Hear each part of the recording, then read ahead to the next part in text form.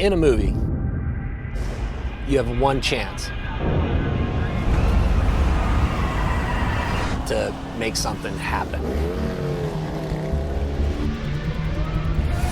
and to happen right. Bring it bigger, better than it's been seen before.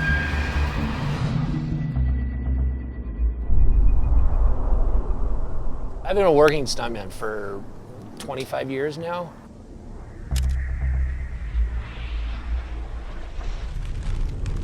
Definitely not about glory or showing off.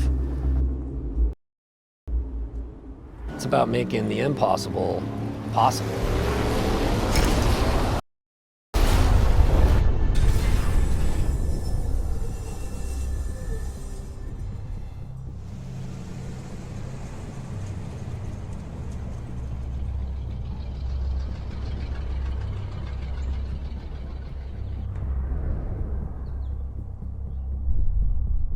I'm third generation in the business. Started with my grandfather, then my dad got involved in it. I've been in 115 movies. Period movies are awesome. Last of the Mohicans was a great adventure with my family, with my dad and brothers. There's those crazy ass blockbusters that everybody loves to be. Just over the top, to the moon, you know, bigger than life. Funnest movies, sure, would be Waterworld. 50 of my best stunt buddies in Hawaii, wrecking stuff every day on the water. Obviously, car work is the ultimate. The whole goal with Need for Speed was to go as fast as we can.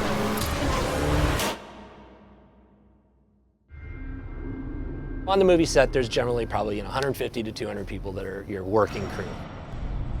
You got to manage where everybody's at all times. Making sure we have communications dialed in between our assistant director, our players, our stunt personnel that are working around. Hey, what do we need to do to extend this to On Need for Speed, there was a huge car crash that we were going to do that was a turning point in the movie. Something that, you need to be going 200 miles an hour to do for real. Our director wanted to, obviously he wanted everything to be done practical, but he felt that the look of this particular wreck that he could do might have to happen in a CG environment. Came up with an idea of pushing the vehicle sideways, profile, and hitting these huge pipe ramps. We can do this for real. He kind of said, really? All right, well, show me. I then, as the coordinator, said, okay, let's do this. I know we can do it. I know it's totally possible. Your raw skill is going to get you through it, but at a certain point, you're going to need that extra moment of practice to pull you through it consistently. Okay, let's go ahead and start pulling this back, please. All right, Troy, here we go. I'm going to start pushing. So you set? Yeah, action, Troy.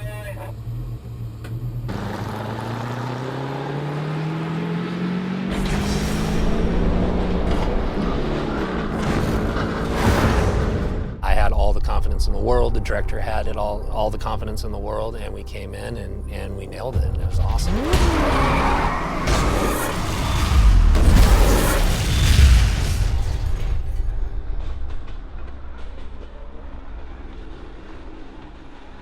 Lance Gilbert, stunt coordinator, action designer.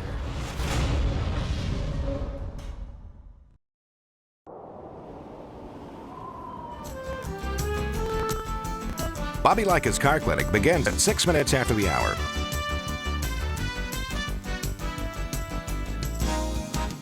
Count down to 1 minute mark.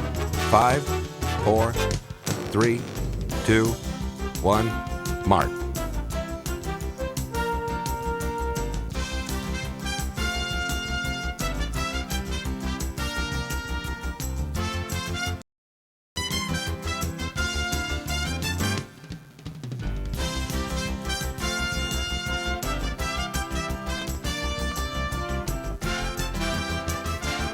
Countdown to 30-second mark. 5, 4, 3, 2, 1, mark.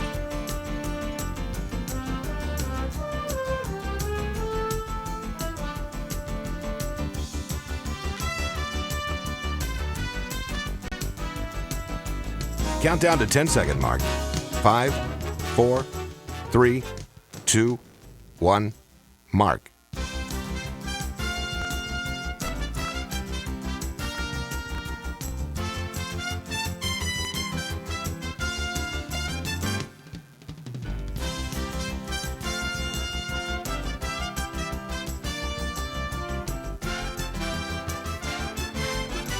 Welcome to Bobby Likis Car Clinic. If you have a car question for Bobby, call now at 1-800-264-5454, toll free from anywhere in America. And now, here's your host, Bobby Likis. And thank you, Marty White. Welcome to the first edition of Bobby Likis Car Clinic for 2015. Yeah, Happy New Year. You know, this is just, it's unbelievable. We're going into our 24th season on Bobby Likis Car Clinic, and I think that today we're going to talk about cars. Actually, what I have is very interesting. From the Los Angeles Times, 3 of their editors picked the top autos of 2014, and we want to see what those cars were. And these are brand new cars. It has to do with the execution, and I'll go through the rules a little bit, not to bore you. The main thing, I'll give you a list of the top 10 cars as they see it. What's really interesting is the top 2 losers as they see it, because one of those I drove for a week, and I'm going to be interested in share with you what they say, because I have on-the-road experience in this car. This segment of Bobby Likis Car Clinic is brought to you by K&N, the original performance air filter, high-performance air filter of NASCAR, and yours truly. This segment of Bobby Likis Car Clinic also brought to you by General Tire. Anywhere is possible with a grabber line of light truck tires born from competition. Visit GeneralTire.com for more details and give us a call at 888-CAR-CLINIC. We'll take your calls, put you in the queue, and I'll put you on the air. I see that Don from New York is waiting. When we come back from this commercial break, it's going to be you, me, Don, and cars. Like us, you'll love us. This Tire Maintenance Minute is brought to you by General Tire. Anywhere is possible with a grabber line of light truck tires born from competition. Thoughts of nitrogen probably take you back to high school chemistry. But did you know nitrogen-filled tires offer benefits their air-filled counterparts can't? Nitrogen-filled tires maintain a more constant pressure, as pure nitrogen is not as affected by ambient air temperature swings as is the mixed gas air we usually pump in tires. Constant pressure means better handling, less tire wear, and increased fuel economy. Additionally, since nitrogen suspends less moisture, the internally exposed part of your wheel is less susceptible to corrosion. Not every repair shop has nitrogen. Another consideration is price. While air is free, nitrogen typically costs between $3 and $10 per tire. Drive to GeneralTire.com to learn more about the Grabber line of light truck tires. Anywhere is possible with Grabber. And for more details, visit GeneralTire.com. This mailbag is brought to you by K&N, the world's best air filter. Stephen in Oregon writes, Bobby, I'm planning to give a K&N intake to my son for his Christmas present. But I'm a little concerned that even though he's able to do some work on his 96 Chevrolet truck, this might be a little over his head. What do you think? I hear you talk about K&N all the time. That's why I made the purchase. Am I worrying for nothing? Stephen, great gift to give your son. He'll really enjoy the K&N high-performance air intake for years to come, and his Chevrolet truck will love the increased horsepower, torque, and acceleration. I understand your installation concern, but it's really nothing to worry about. K&N provides excellent instructions, and right in the beginning, the installation guide tells you what tools you'll need. Many of the kits have installation videos available on K&N's website, knfilters.com, but you can always call K&N and have any questions answered by the customer service team. They're the best in the industry. For all the details, visit knfilters.com. You're listening to Bobby Likis Car Clinic. Another great place to use Visa. The aroma of cocoa dances in the air while pure Belgian truffles tease your tongue. You're surrounded by the world's most exquisite chocolates. A dream, you ask? Actually, it's a website. Just click on chocolateepicure.com, where you can order the most decadent confections without ever leaving your home. So get online and get out your Visa card, because at Chocolate Epicure you can sample the world's best, but you can't use American Express. Visa, it's everywhere you want to be. So my girlfriend calls and wants to go shoe shopping. Yeah. I remind her I have a cold, clogged head, no energy. She says, "Gee, you had that cold yesterday and played basketball for 2 hours." I say, "Yesterday I took Dayquil for it, but now I'm out." I'm thinking, yeah, no shopping. So she says, "We'll get Dayquil at the drugstore. It's next to the shoe store." Dayquil. Drowsy, stuffy head, sore throat, coughing, aching, fever, help get back your energy. Medicine from the makers of NyQuil.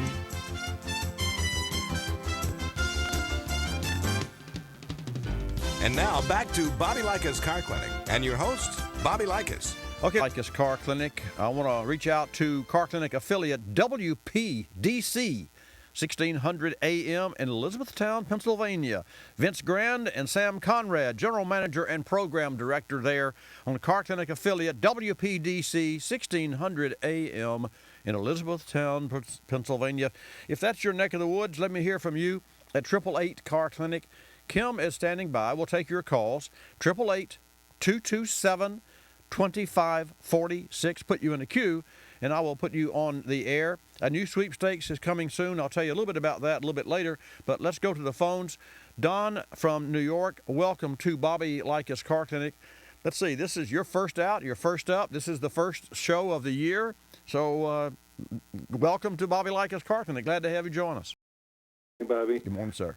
Recently, my daughter took her 2010 Kia Rondo crossover to get inspected, and they told her the battery is supposed to read 600, and it only read 425, and she needed a new battery. And then we found out it's an odd battery. Why is it an odd battery?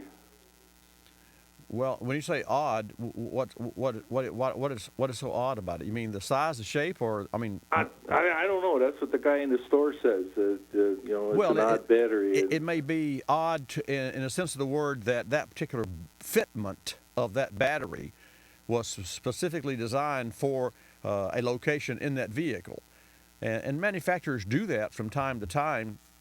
But if it's a lead-acid battery, which it is, there's nothing odd about it. That technology has been around for years and years and years, and it looks like it's going to be around for years to come.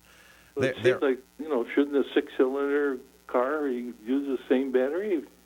Well, now when you say an odd battery, it 6 versus 4, it means that the fitment may be different. And if it's an odd battery, it means that the manufacturer, for some reason, designed a battery specifically for that particular model of series of car. In other words, if hers is a 4-cylinder, then it may have an XY battery. If it were a 6, it could have an XX battery.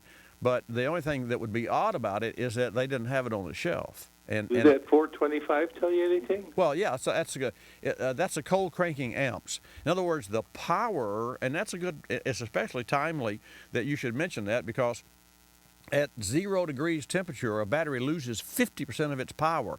And so a battery has all of this energy, all this stored energy. And when you go to the crank mode, the starter on any automobile requires more current flow than any other action. I mean, a typical starter takes 300 amps to crank the engine over. That takes a lot of oomph. And as a result, you've got to have that reserve, and it's called cold cranking amps, or CCA, in a battery. And there are different specifications with regard to different manufacturers, but the bottom line is a battery that is listed at 650 but only has 450 means that it's either not charged all the way, or it's in poor health, or there's a problem within the battery. And of course, what we do is we will check a battery, and as a rule, regardless, and we had one in here the other day, that belonged to one of my longest enduring customers. He really drives a 76 Eldorado Cadillac. I mean, it's huge. And he just had some surgery. So we went up to his house and we picked this car up and we had to jump start it. We did, brought it back. And the first thing we did was just to charge the battery, and then we ran a test on it. Well, it showed it was charged, but it had zero stamina, zero. So we said, well, this can't be right. So, I mean, we checked it, we charged it again. And I personally went over, and we had recently purchased a new charging machine that's digitally controlled so that you can go to the 40 amp crank me up cycle, or you can put it on 40 amps charge for 10, 20, 30, 40, 50 minutes, and you can, push the buttons. And my lead technician, Johnny Bars, and I were discussing how to work the little battery charger, because he said, it doesn't make sense. And anyway, not to go into all that, except to tell you, you'd think that you just hook a battery charger up and turn it on, and that's all. But anyway, these days, nothing is that simple. So, long story short, the battery refused to come to life. Now, granted, this car's been sitting because he had surgery, and so it hasn't been driven. It was really dirty, and we washed it for him. And we replaced the battery, and this battery is 1 year old. We just warranted the battery and put a new battery in it. And so just to make sure that the new battery that was off of our shelf was fresh, and that's one of the conversations that I had with my general manager, Brennan, was fresh. After we put the new battery in the car, and of course it cranked, it ran just perfectly, I hooked up what I have is a Extreme. It's a battery charger.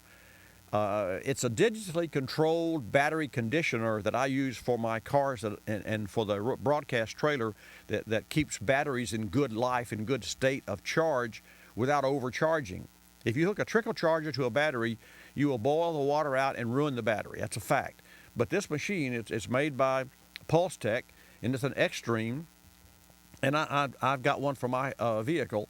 And so I hooked my personal little digital Extreme. It's about the size of a 4 by 10, 4 inches, 10 inches long, 4 inches by 4. And I hooked it up to this vehicle, and then it sends a pulse to the battery, Don, and it reads the battery. And if the battery, it pings the battery about every 20 seconds. If the battery needs to be charged, it will charge it up to 6 to 8 amps. And it takes about 24 hours to get a battery up to 100%. Long story short, when it pinged this battery that we had just put in this car off of our shelf, it went, and there are 4 different settings, or 4 different stages. The first one's flat. Then there's 25%, 50, 75, and 100. And it immediately jumped on the second ping to 75%, which tells me that our battery off our shelf was fresh and hot, and I just left it on there. So getting back to your Kia crossover, and to a charge, how to charge a battery in a car that you don't drive often, you can definitely ruin a battery.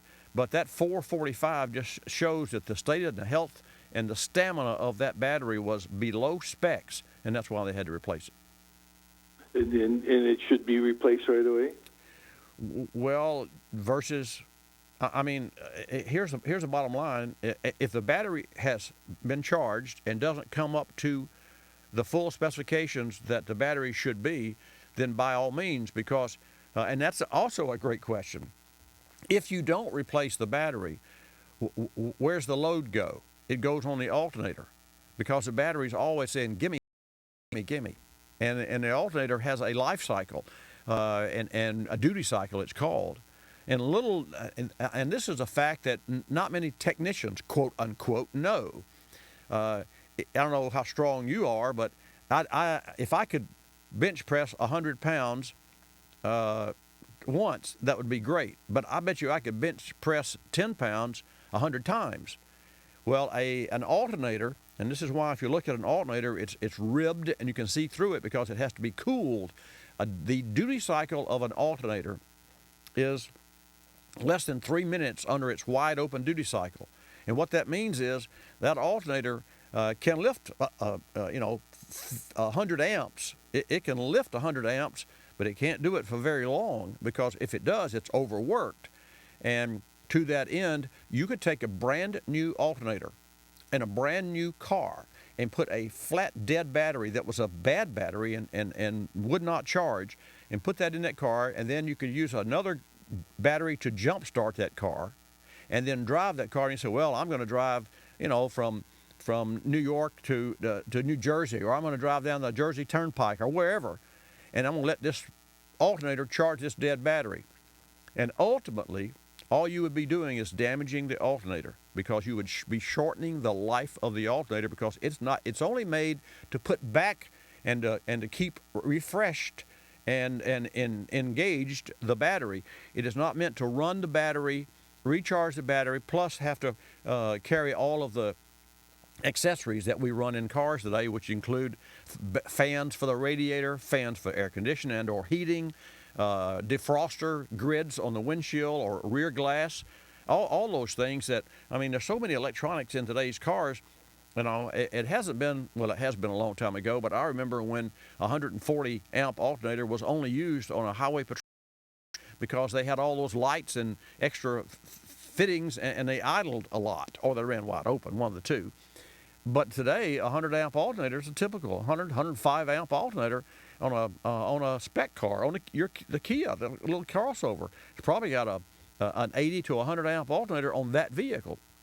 So I said all that to say that anytime that there's a deficiency in one part of any automobile, it will affect other parts of the automobile. So if you know that there's a deficiency, then by all means, have a new battery installed. Don't take that chance. And don't touch that dial, because when I come back, I'll take your call at 888-227-2046. Give us a call.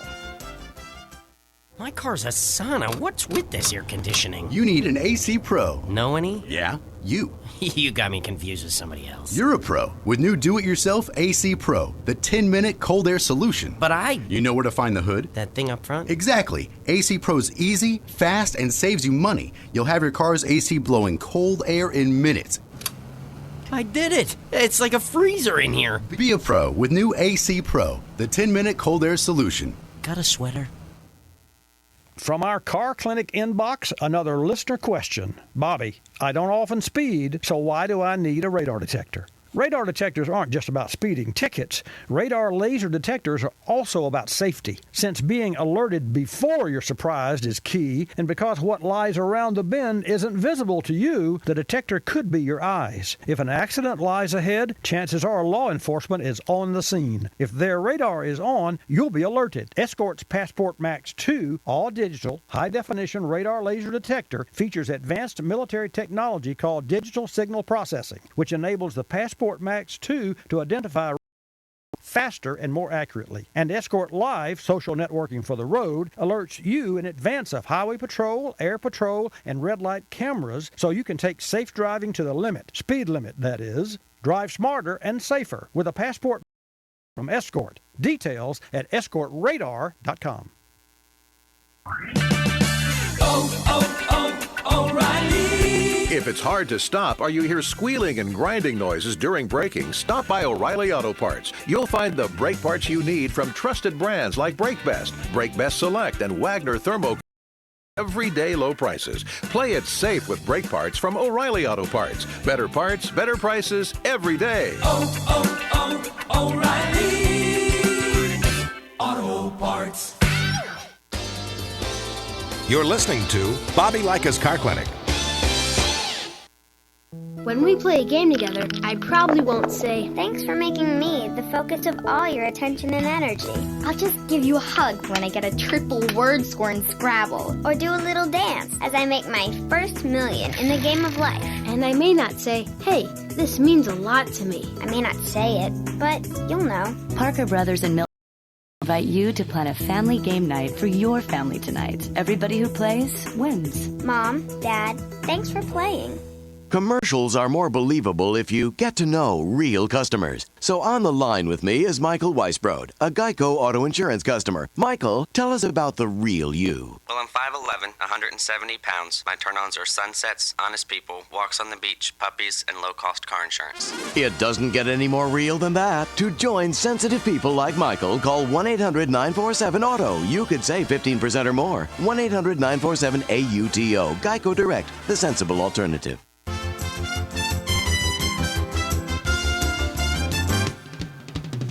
And now back to Bobby Likis Car Clinic and your host, Bobby Likis. And welcome back. Happy New Year. Welcome to Bobby Likis Car Clinic 2015. Here we go.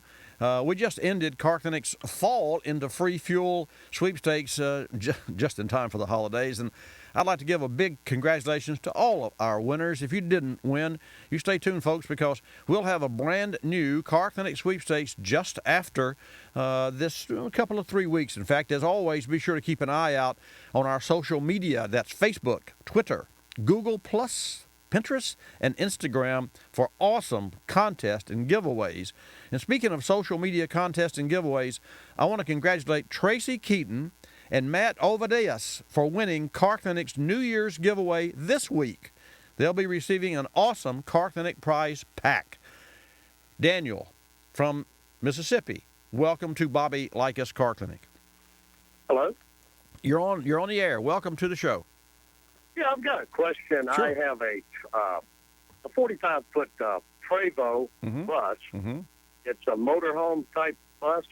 Right. And it has a series of 6 batteries for cranking amps to crank, and it's on a also those batteries are on a 24-volt system, and it has a couple of prongs outside it, and of course I've got some kind of ghost charging or something, or these batteries. I have a built-in charger that I can turn on inside the bus, and it'll charge it up after a while if I'm connected to, shore power. Right. Shore power. The problem is if I'm not on shore power, I guess I could do the generator. But my question is there a way to hook a 24? Do I need a 24-volt trickle charger in this series of batteries to keep that up? Just a small when it's in home port. Well, when it's in home port, it's plugged in anyway, isn't it, Daniel? So I mean, so in other words, yeah, but it goes down. It goes from I usually have when I park I have 24.8, 20, right. maybe 23.9, right, and then after about a day it goes down to 20 to 19.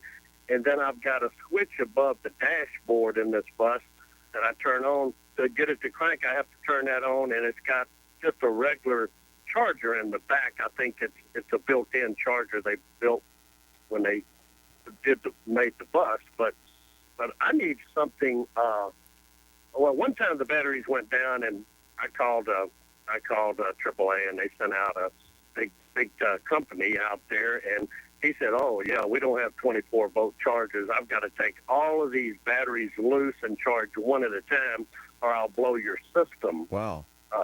And so we had to disconnect all the batteries and charge 6 batteries individually and then reconnect them up in the series.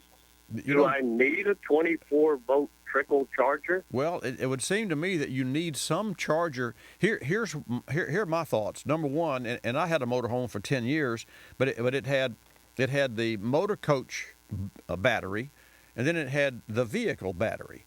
And the vehicle battery, it was just a big 454 Chevrolet truck chassis that Sports Coach built the motorhome, on top. And so I didn't have the same challenge that you had. The challenge that I did have, and that all my friends with motorhomes, and if you own a motorhome, you meet people that have, and it's a big camaraderie there. We all had limited battery life because at that time we left trickle chargers hooked to our battery, and that's the perfect way to destroy a perfectly good battery, is to charge it all the time. Now that's the reason I mentioned that Extreme, the Pulse Tech charger that I use on my classic cars. But would appear anyway.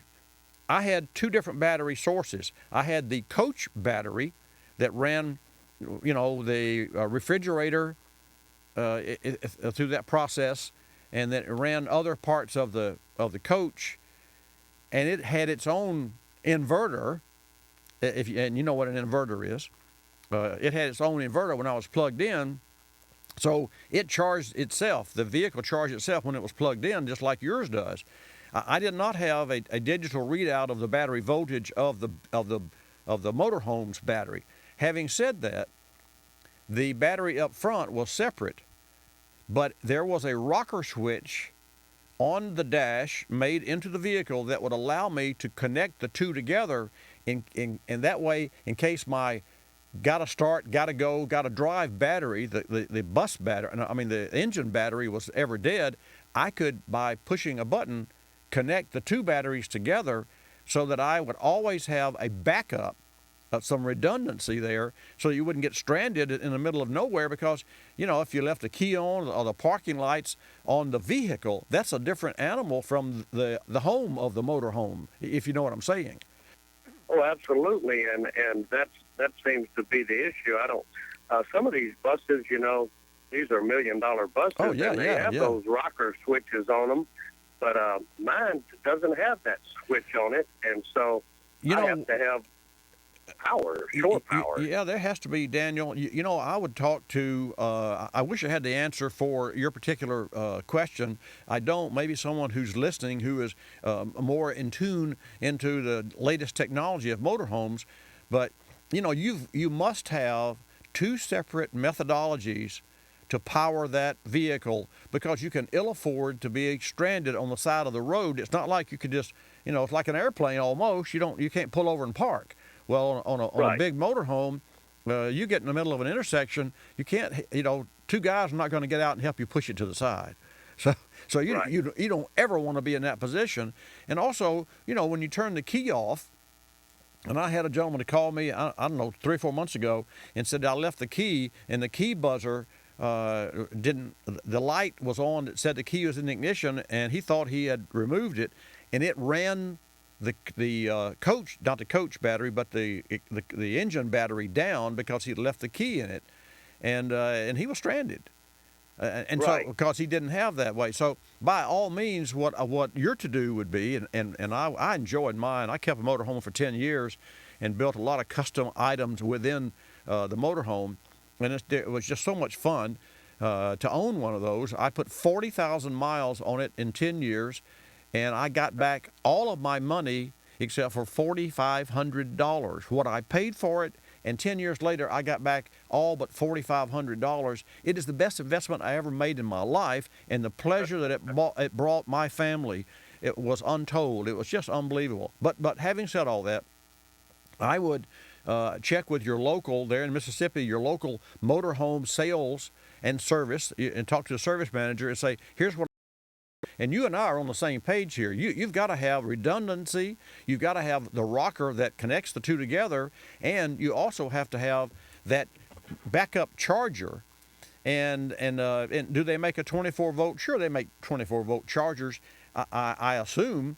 And so rather than assume, because you've got to have a definitive answer, I'll throw that question out to maybe someone who knows specifically and can help us specifically. But by the same token, you got to be able to have the right side and the left side and connect them together.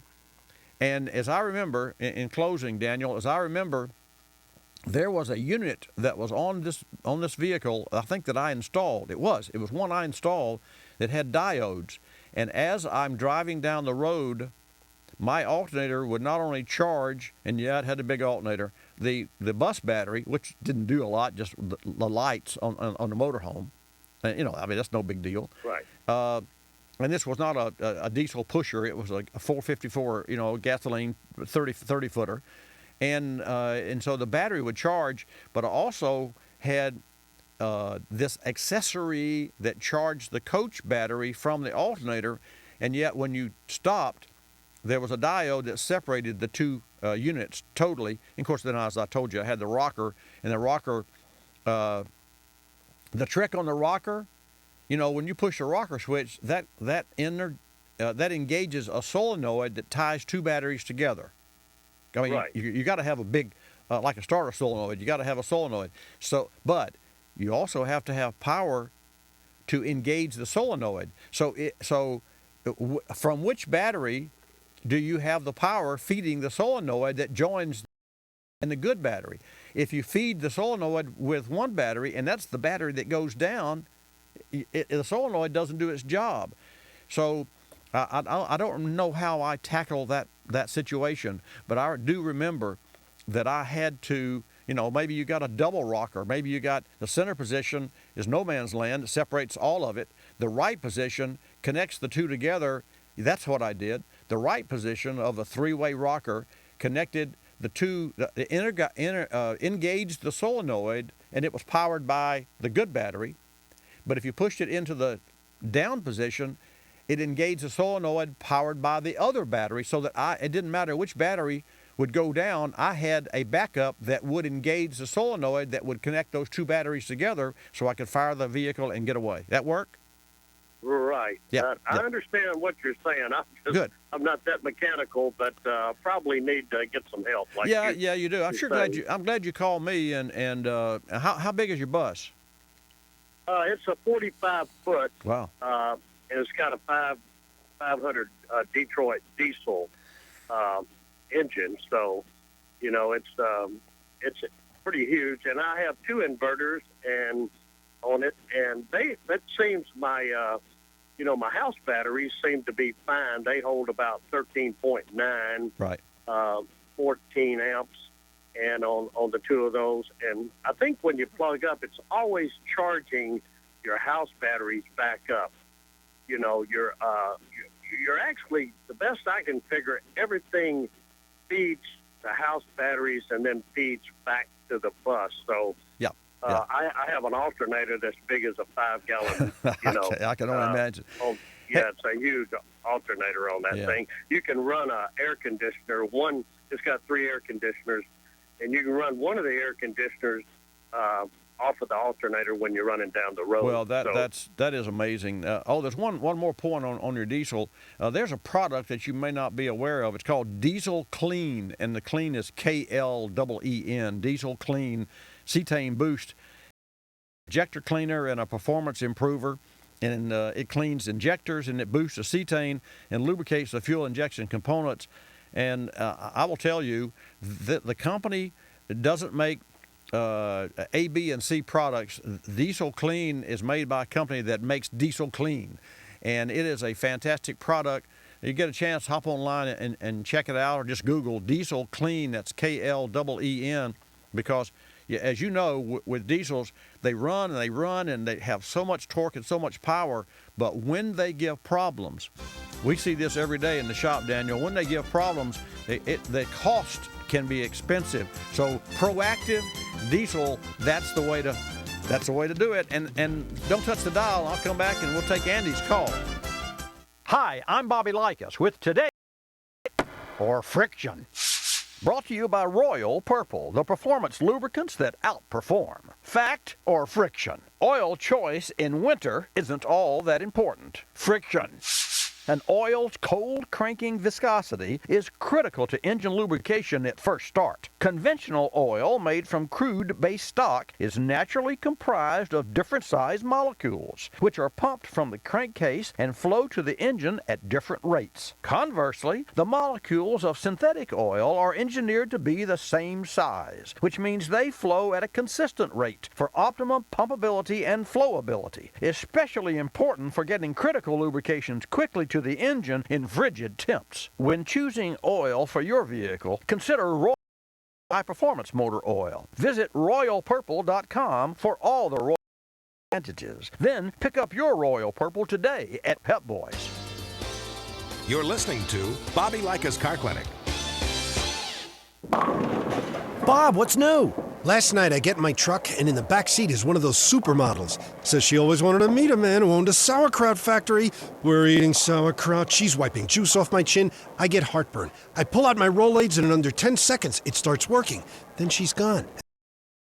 Rolade starts working in under 10 seconds? You expect me to believe that? It's true. Rolade starts neutralizing acid in under 10 seconds. ROLAIDS spells relief. Use as directed. Another lending success story from LendingTree.com. Now, I'm not a financial wizard or anything, so when I needed a mortgage, I went to LendingTree. I filled out one simple form, banks and lenders competed over it, and I got 4 offers back within hours. Maybe I am a wizard after all. Visit LendingTree.com or call 1-800-555-TREE. That's 1-800-555-TREE. When banks compete, you win at LendingTree.com. Equal housing opportunity. For additional information and state license disclosures, please visit our website located at LendingTree.com. And now for the bonus round. If Rome wasn't built in a day, how long did it take? 3. Oh, plus 1 Saturday. Correct. A good man is hard to find. Why? Because he's so small. Correct. Netflix delivers movies by mail, and now what other way? Directly to your TV. Netflix now delivers movies 2 ways, instantly to your TV, plus DVDs by mail. Watch as many TV episodes and movies as you want for only $9 a month. Netflix! See terms of use. Some original thinking by Starbucks barista Bob Glenn. My idea of a Starbucks experience is the sense of community. I love people, and what working at Starbucks has allowed me to do is get involved in people's lives more directly. What I think is so great about Starbucks coffee being available in the grocery store now is that Starbucks selects the coffee, roasts the coffee, packages the coffee to enjoy it, and not just to enjoy it necessarily by yourself, but really to enjoy it with other people. Your favorite Starbucks coffee. At grocery, at home, at last.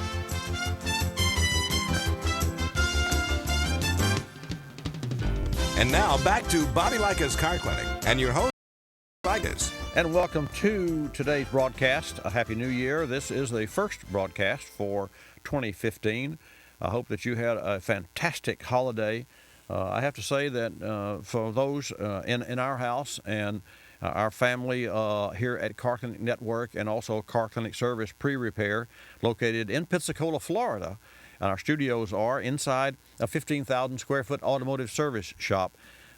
It's been a terrific holiday, and I don't know particularly why, except that everyone seems to have had sort of a relaxed time.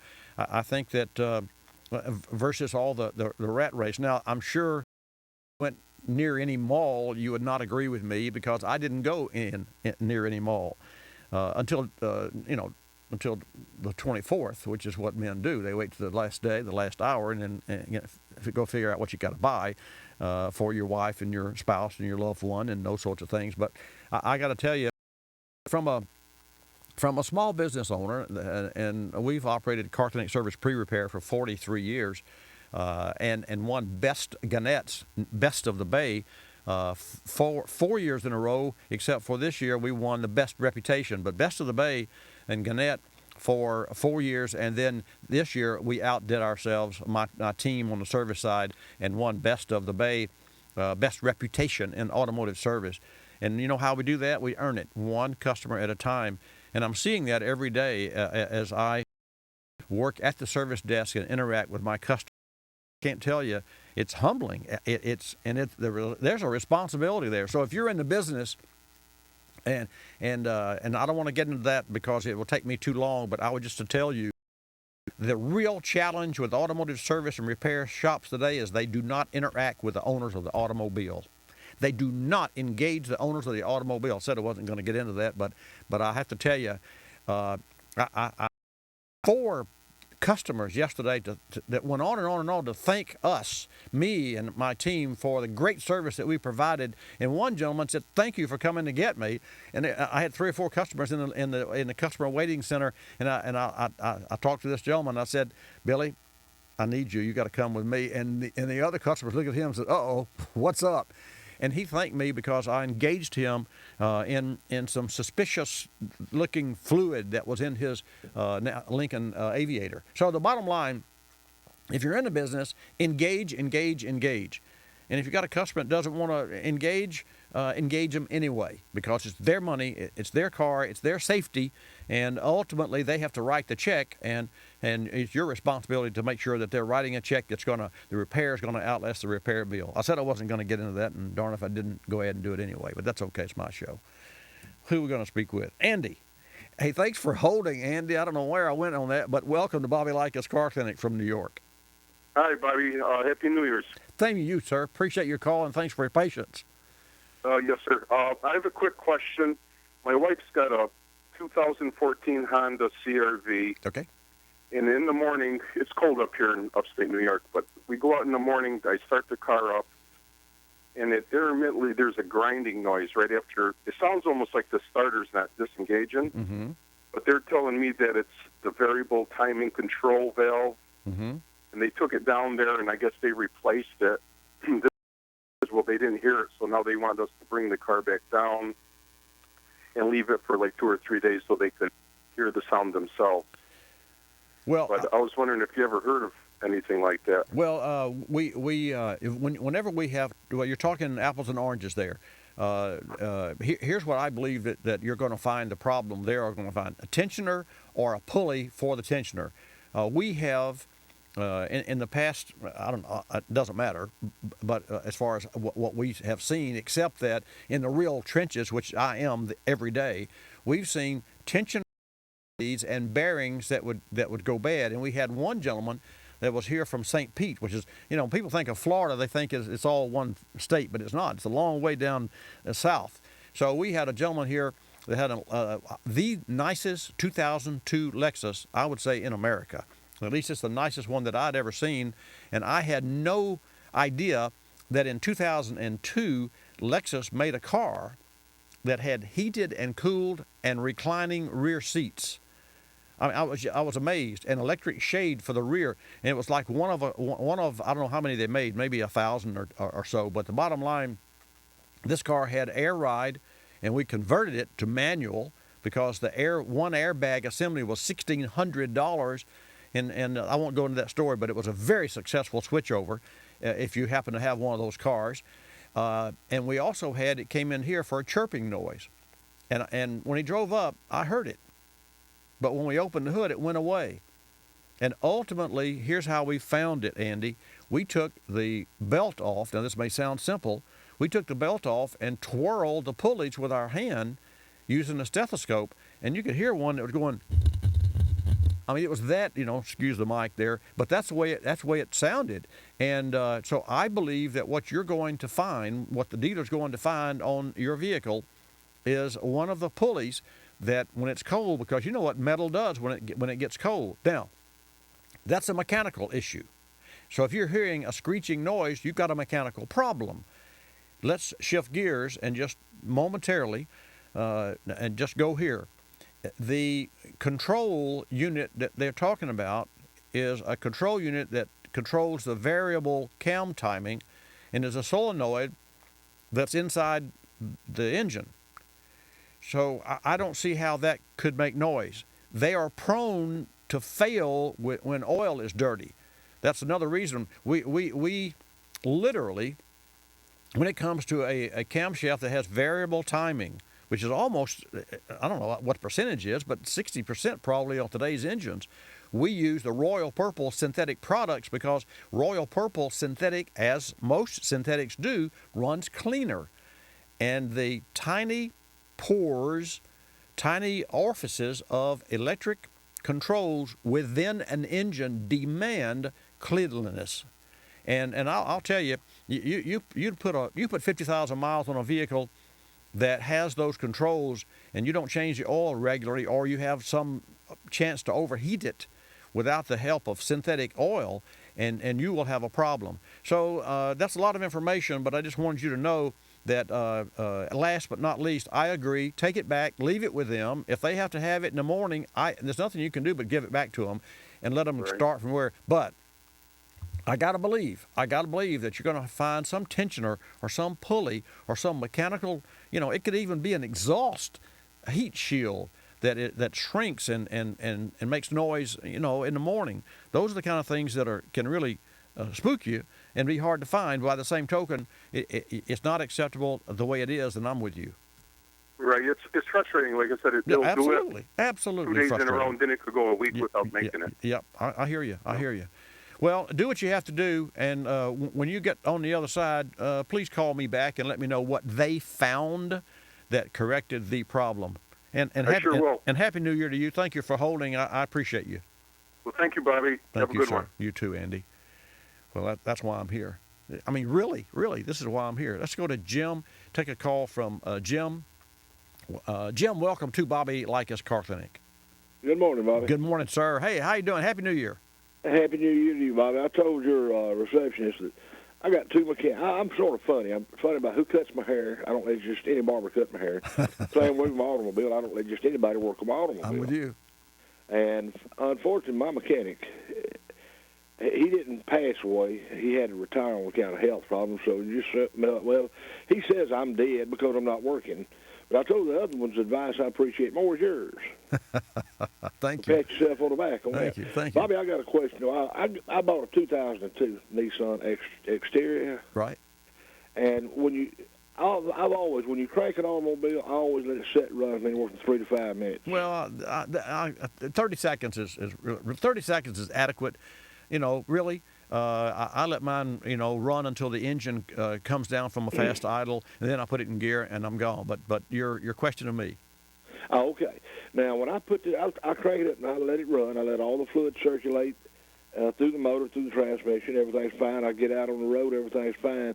But when you get up to where it shifts out into overdrive, and if you let off the gas, it's like there's slack in a differential. Yeah. There. See, but here's what you don't want to do. And I knew where you were going, just because you're analytical and you're a mechanical person. Once you get into overdrive, then there's no automatic transmission. It's a standard transmission because it locks up. You with me so far? Yeah, I had a car that had a locked-in converter like that. Yeah, exactly. So once you're in lockup, then you no longer have the cushion, the mush of a torque converter. I mean, you don't have fluid drive. That's what an automatic transmission is, fluid drive. And just like you put your hand in a bathtub and go forward through longitudinally, you create a wake behind your hand because you're moving fluid. Well, if you put a dozen of those hands, then you can move a lot of water, and that's exactly what a torque converter does. It has cups, and it turns, and you know what I'm talking about. So here's the bottom line. Once you're in overdrive, you've got to lock up, so no longer do you have the softness of fluid drive, you have the hardness of one-on-one direct connection. And you've got gears that have obvious moving tolerances. And then with the more miles you get on the car, the more slack you have. Pinion, and the ring pinion can have, as a rule, 0.006 backlash, but one that's got 100 could have 12 thousandths, and it's not worn, it's just polished, they call it. But the bottom line is there's more clankety clank when you let off the gas and go forward. I don't think you got a problem at all, and I think if you dwell on this, it's not a good thing to do. I tell you what, I'll start working on my stereo next week. Okay. Hey, I'm glad you called me. So, yes, Happy New Year. Same to you. See, he's like me. You never want to invite me out. Well, that's not true. But when friends invite us out to dinner, and I'm in the back seat of their car, and I say, "Oh, did you know you got a wheel bearing here?" And boy, about that time, I look at myself and said, enough of this diagnostics of automobiles. David in Illinois, welcome to Bobby Likis Car Clinic. Thanks for calling. Good morning. Good morning. I have a 1996 motorhome. It's a Bounder, Ford product. That a 10-cylinder gas? No, it's only an 8-cylinder. Oh, okay. When you turn the ignition switch, boom, your starter turns over and your vehicle starts. Mm-hmm. I've had this about 2 years. It's only got high 40s, maybe 48,000 miles on it. It started without fail. Just progressively, I'd have to turn it 2 or 3 different times before the starter would actually turn over. Oh, wow! But I would hear a little clunk, but it's not a metal on metal clunk like something's happening down at the starter. Yeah, it's a wannabe engagement of doom doom doom. Is that what you're saying? Yes. Yeah. Now it's a point where I tried to, it's winter here, and of course I started up every 3 weeks or a month, let it run for a little bit. Right, good. It took me about 30 times this last time just to get that started to engage. Okay, here's my theory. Well, I don't know if it's a theory or not. Here, educated opinion.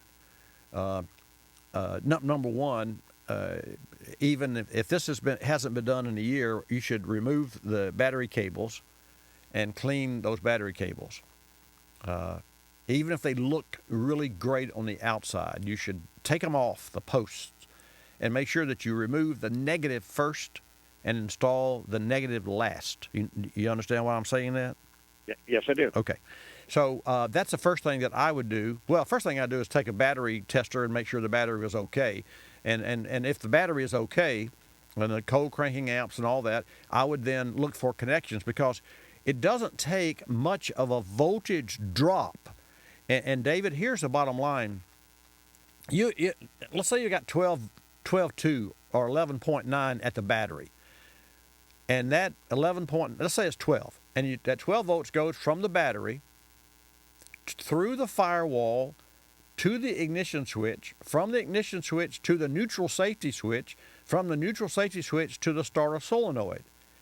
By the time that voltage goes through all those connections, if there are any less than perfect, and there's nothing perfect, connections, you'll have ultimately 6, 7, or 8 volts or less, or maybe 9 volts at the starter solenoid.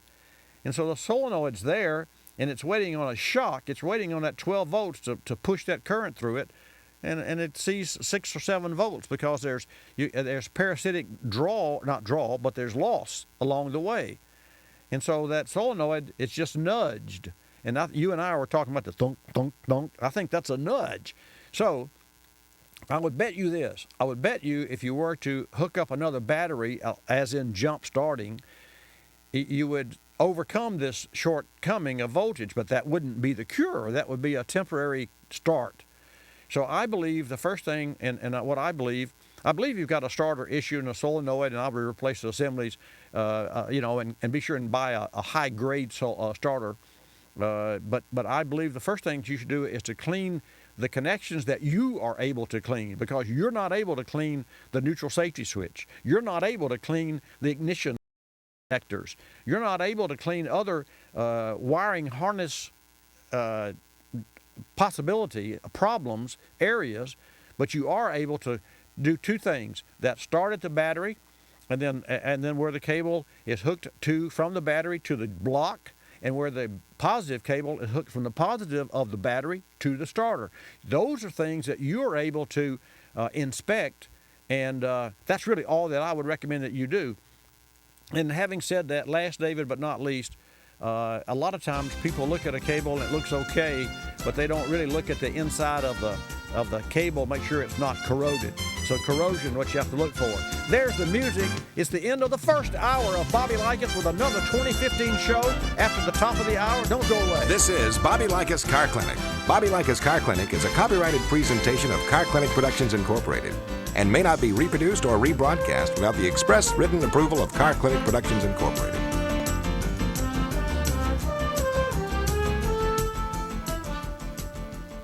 Fortune 500 companies choose Royal Purple lubricants to protect and improve the performance of their multi-million-dollar equipment. The same high-performance technology is also available for your car, truck, motorcycle, boat, or ATV. Royal Purple enhances performance and provides superior protection for anything wrapped in metal. Royal Purple is the performance oil that outperforms. For independent tests and endorsements that document Royal Purple benefits, go to royalpurple.com. That's royalpurple.com. I'm Bobby Likis, calling all technicians with 20 facts about ethanol. Myth is that ethanol production dramatically increases food prices. Fact is that experts from the USDA, World Bank, academia, and independent consultants all note that a complex range of factors influence food prices, including supply chain costs, weather, and oil prices. I'm Bobby Likis with 20 facts about ethanol, brought to you by the Renewable Fuels Association. You're listening to Bobby Likis Car Clinic. Well, spank my bottom and call me polyethylene. I'm recyclable. Hi, Tom Bodett, 6. In the spirit of conservation, this commercial uses 100% recycled words. Yep, just like water bottles or cans of garbanzo beans. I've used all 160-odd words in this commercial before to describe Motel 6, like clean, comfortable, and lowest price of any national chain. That was a whole 6-pack I just recycled there. I figure why make new words when those work just fine? So I can tell you what a great value Motel 6 always has been and still is without contributing to a verbal landfill or increasing my jargon footprint. It is doing our part to conserve our precious verbal resources, and that feels pretty good. Almost as good as saving money. I bet this'll sound familiar too. I'm Tom Bodette for Motel 6, and we'll leave the light on for you. Book online at motel6.com.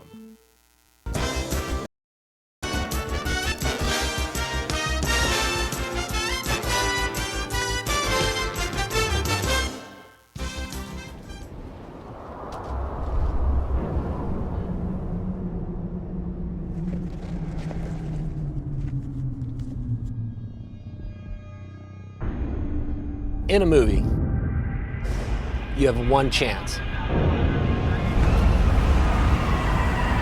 to make something happen and to happen right. Bring it bigger, better than it's been seen before.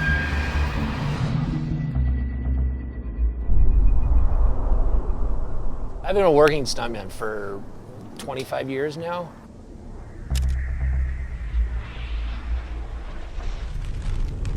Definitely glory or showing off. It's about making the impossible possible.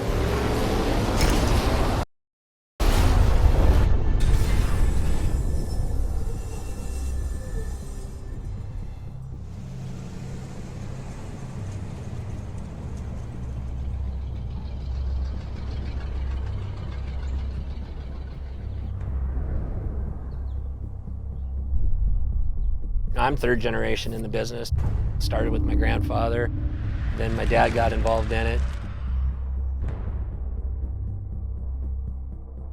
I've been in 115 movies. Period movies are awesome. Last of the Mohicans was a great adventure with my family, with my dad and brothers. There's those crazy-ass blockbusters that everybody loves to be on, where it's just over the top, to the moon, you know, bigger than life. Funnest movies, for sure, would be Waterworld. 50 of my best stunt buddies in Hawaii, wrecking stuff every day on the water. Obviously, car work is the ultimate. The whole goal with Need for Speed was to go as fast as we can.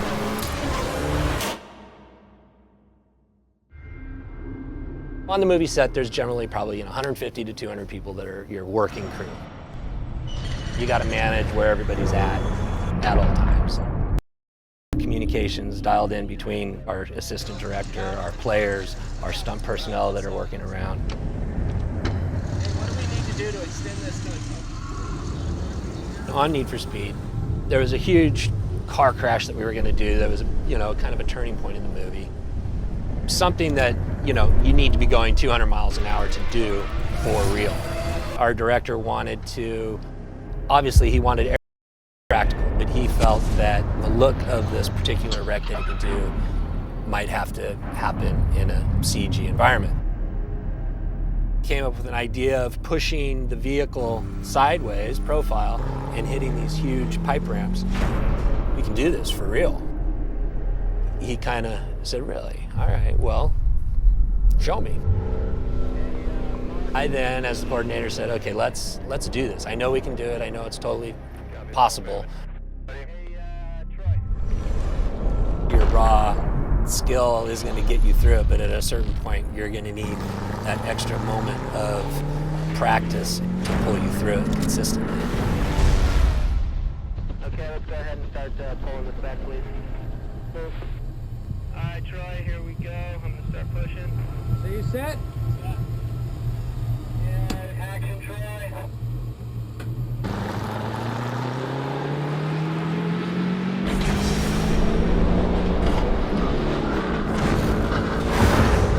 I had all the confidence in the world. The director had it all the confidence in the world, and we came in and we nailed it. It was awesome.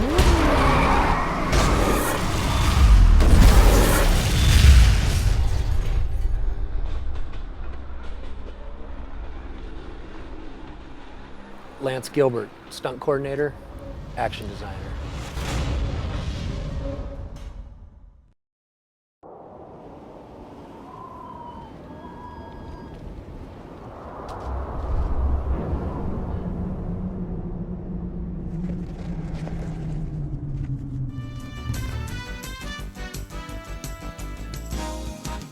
Countdown to 1 minute mark. 5, 4, 3, 2, 1, mark.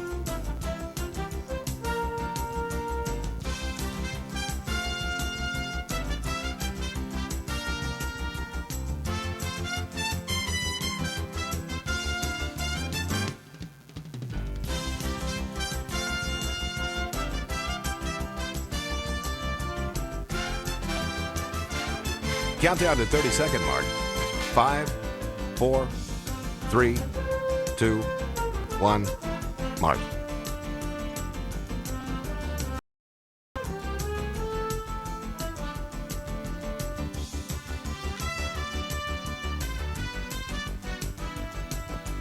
Countdown to 10-second mark. 5, 4, 3, 2, 1, mark.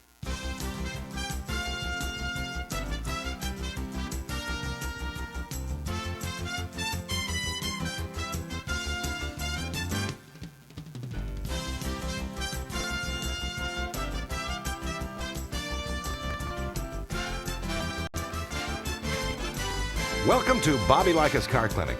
If you have a car question for Bobby, call now at 1-800-264-5454, toll free from anywhere in America. Here's your host, Bobby Likis. And thank you, Marty White. Welcome to Bobby Likis Car Clinic 2015. How's it feel? Happy New Year. It's how does life feel? And how does your car, how do you treat your car, and how's your car?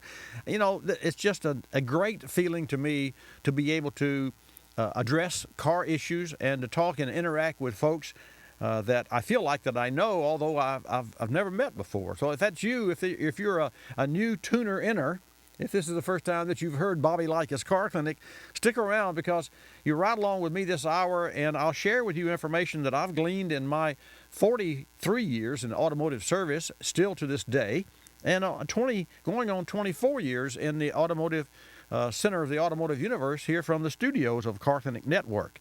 This segment of Bobby Likis Car Clinic is brought to you by Royal Purple Synthetic Lubricants. My choice for all synthetic oils and lubricants.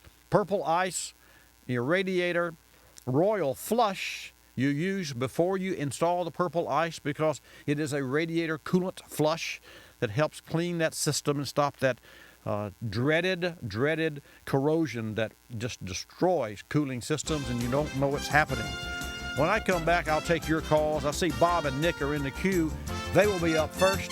And then your call at 888-227-2546. I'm Bobby Likis. Happy New Year, Likis. You're going to love us. I'm Bobby Likis with today's Vehicle Maintenance Spotlight, brought to you by O'Reilly Auto Parts. Midlife crisis and gas crisis may not be preventable, but you can avoid the crisis caused by a dead battery. Drop by O'Reilly Auto Parts for a free battery check by an O'Reilly Auto Parts Pro. If you need a new battery, pick up a reliable, hard-working Super Start battery that's an exact fit for your vehicle. To make sure your battery's ready to go when you are, stop by O'Reilly Auto Parts. O'Reilly Auto Parts. Better prices every day.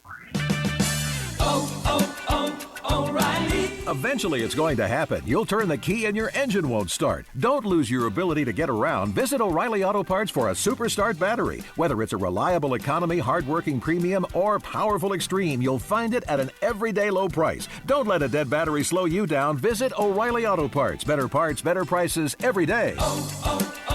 O'Reilly Auto Parts.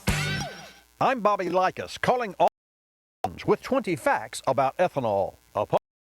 approval, advanced ethanol production from grain sorghum will give the nation another option as it aims to meet the federal goal of producing 36 billion gallons of renewable fuels per year by 2022. I'm Bobby Likis, calling all technicians with 20 facts about ethanol. Brought to you by the Renewable Fuels Association. Drive to ethanolrfa.org.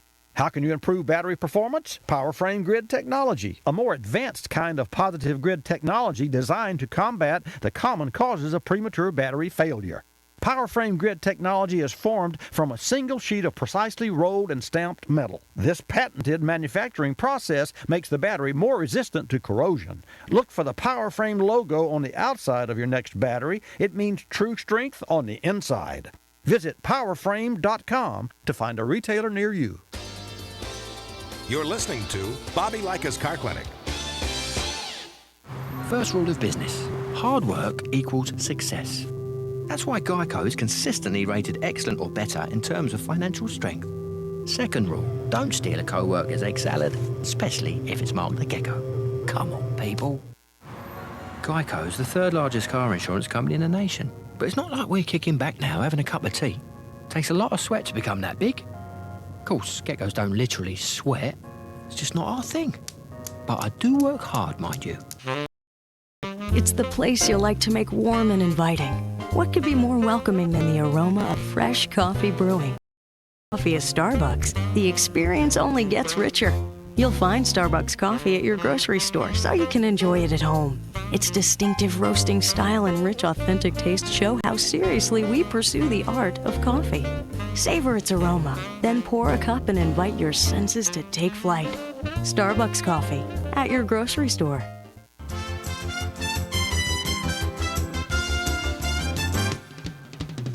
And now back to Bobby Likis Car Clinic and your host, Bobby Likis. And welcome to this 2015 edition of Bobby Likis Car Clinic. Happy New Year to each and every one of you within earshot. And also those of you visually here on WatchBobbyLive.com. A special hello. And I want to reach out to Moab, Utah, KCPX 1490 AM, Phil Mueller, General Manager and Program Director there on Car Clinic affiliate KCPX 1490 AM in Moab, Utah. If that's your neck of the woods, let us hear from you. Kim will take your call, and you better get in early because we only have one slot open at this time. 888-227-2546. This segment of Bobby Likis Car Clinic is brought to you by O'Reilly Auto Parts. You need new brakes?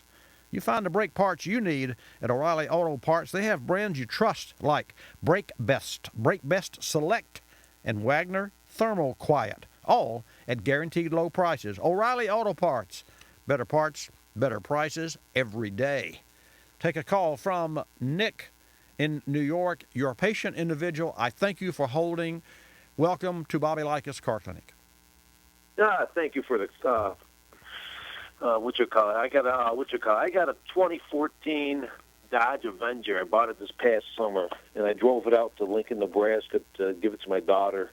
And the only issues having with it, Bobby, is the heater inside there. It blows out hot air on one side and cold air off the other side. And I've been asking some different people about things like that, and they were thinking maybe there's a mouse nest in there because the guy I bought it from did have it stored in a barn for last winter, and other than that, the car runs perfect. It's really nice, and then I called the Dodge dealership, and they were saying maybe there was some electronic thing going on with maybe a motor or something that. Yeah. They're right. The dealer's right, and there are many stories that I've heard of rodents and mice and squirrels that get up in places in cars that they shouldn't be. But I do believe, and I do agree with the dealer. See, this car probably has little electric motors.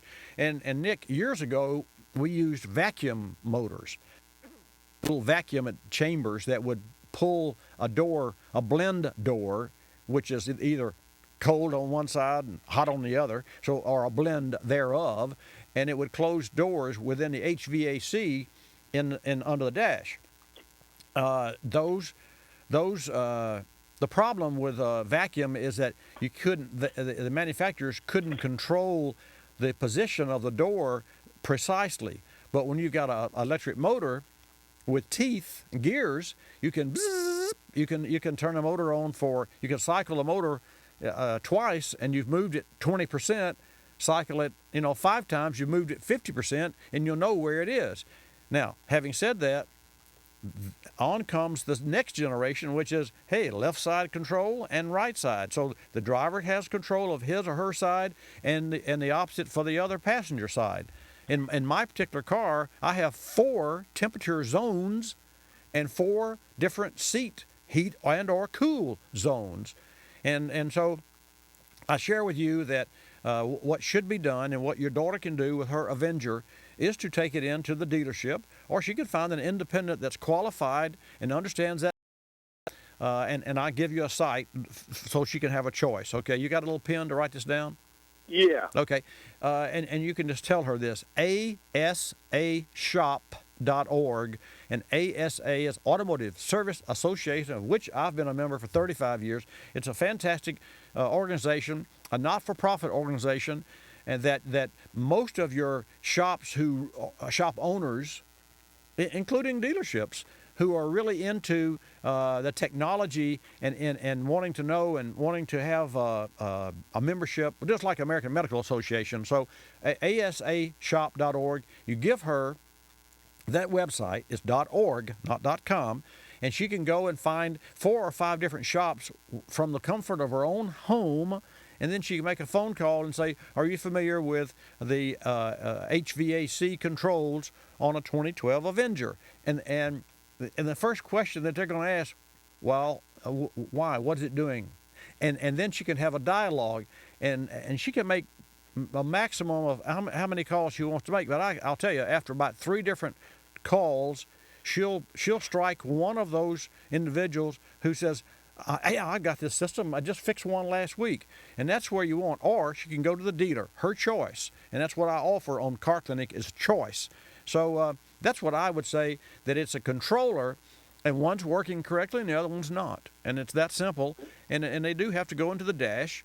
But by the same token, that's why you want someone who's been there, done that, so they don't learn what to do and how to do it and where to do it on your nickel. You got it?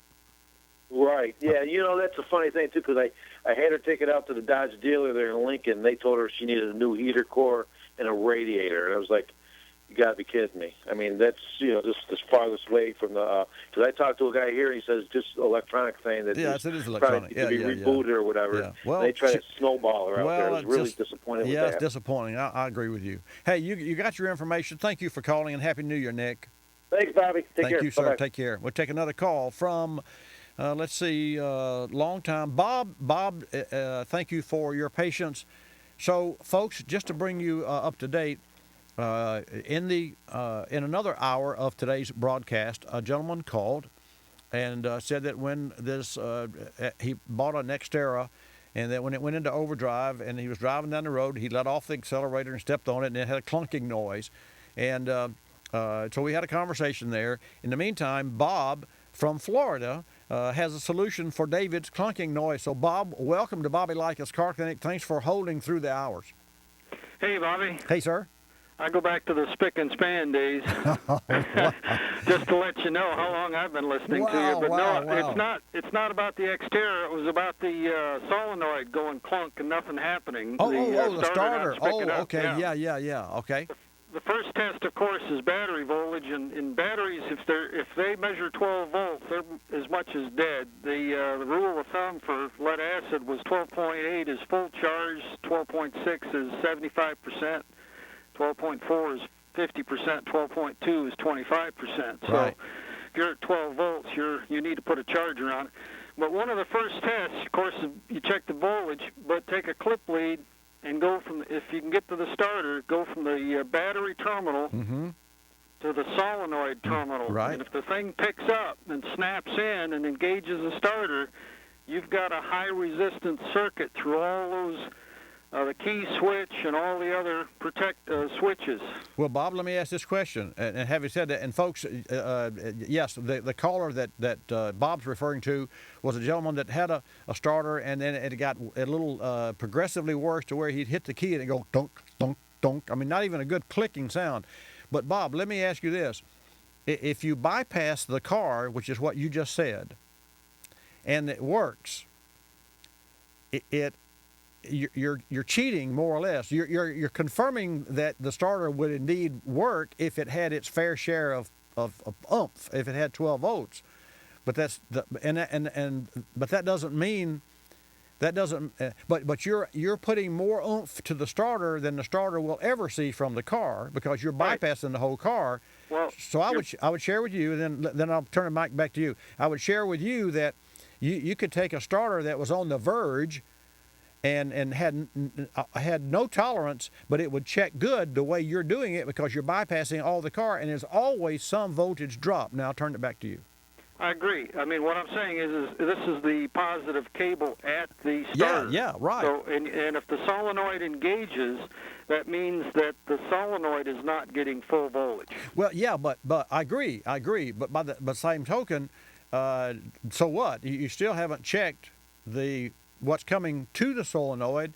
So the analogy would be to say check for voltage drop at the solenoid versus bypassing that test. No, right. Well, it saves you from, if you do that test, it saves you from buying a starter, replacing it, and having exactly the same problem. You could stick a DC amp meter in series with that with that coil lead, and see if the starter solenoid lead, I should say, and see what kind of current or kind of voltage. Check the voltage at that point when you engage the key switch. That would be the next test, is to see what voltage. If you're only getting like 5 or 6 volts, then you know where the problem is, and it's not your starter or solenoid. Agreed. Absolutely agreed. And I've fixed a John Deere Gator and some other lawnmowers by putting an auxiliary relay at that location, so that the weak current coming down from the starter key switch engages the relay, and the relay then engages the solenoid.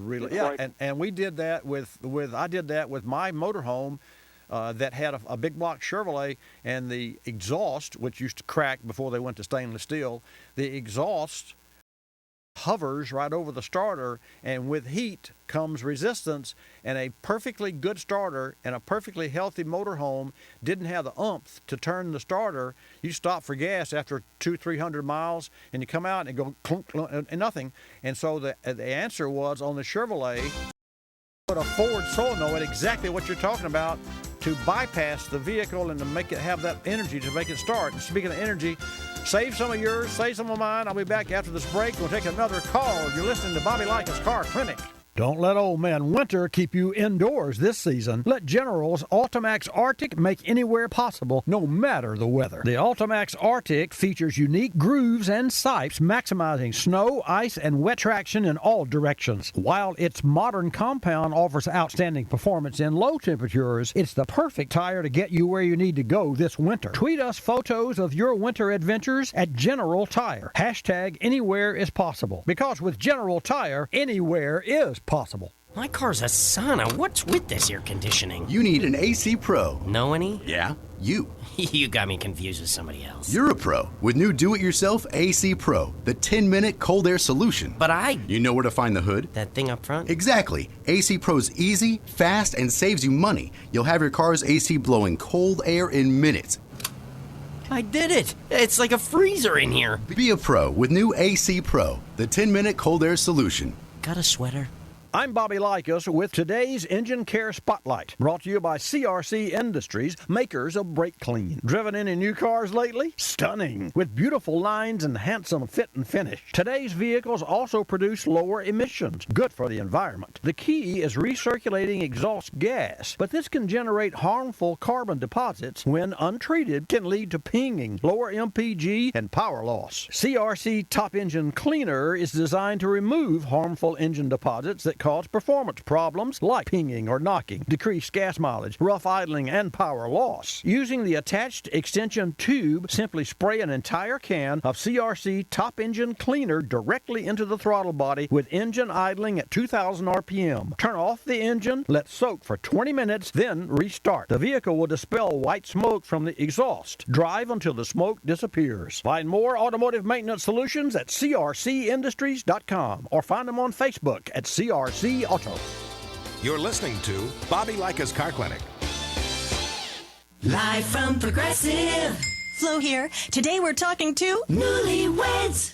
Hi, my husband and I are combining our policies, and my mother-in-law says we can save with Progressive. Well, with online, homeowners, and multi-car discounts, saving on car insurance is easy. So you're saying she's right? I'm saying get used to it. Get great savings and more at 1-800-PROGRESSIVE and Progressive.com. Progressive Casualty Insurance Company and affiliates, Mayfield Village, Ohio. Discounts not available in all states. Prices vary based on how you buy. It's a fact.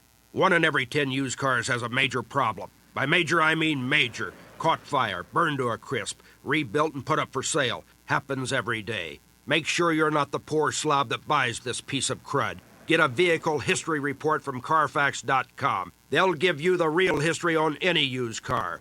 Visit CARFAX.com or ask your dealer for a Carfax report. Don't buy a used car without Carfax.